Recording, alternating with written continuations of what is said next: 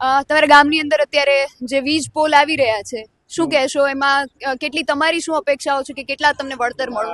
ખરેખર તો અમે લાઈન નાખવા દેવા જ રાજી નથી, કારણ કે એમાં હવે જમીનનું નુકસાની બહુ આવે છે. એમાં તાર જાય એની નીચે તમે કઈ કામ ન કરી શકો એવી તો નુકસાની આવે એમાં. ગુજરાતભરની અંદર ઘણા બધા એવા ગામો છે જ્યાં વીજ લાઈન આવે છે અને પોલીસ પ્રોટેક્શન સાથે ખેડૂતો જે એમના વિરોધ છતાં એ તો ત્યાં નાખે જ છે. નાખવાનું છે, તો તમે શું કરશો? પછી તો નાખવા જ દેવી જો હવે તો પોલીસ પ્રોટેક્શન છે તો હવે બહુ તો અમને ઉપાડીને લઈ જાય તો એ તો નાખવાના જ છે, એ તો બળજબરીથી નાખશે જ. હા એ તો એમ જ થાય છે, એવું જ થાય છે. તો સરકાર જ અત્યારે દાદાગીરી જ છે.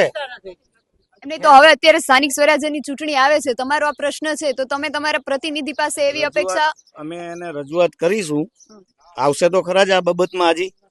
હજી ચૂંટણીને વાર છે એટલે અમે એને રજૂઆત કરીશું, એ શું ઉકેલ લાવે છે એ પ્રમાણે અમે હાલશું.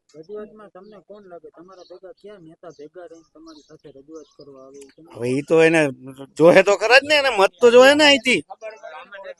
નેતા તો જી આવશે એને મત જોહે એટલે અહીંયા આવવાના જ છે, એટલે એને રજૂઆત પેલા અમે આ કરીશું. કાંઈ અમારે તો શું છે, જો સક્ષમ હોય ને જે ઉમેદવાર ઈ ભેગો હાલવાનો છે.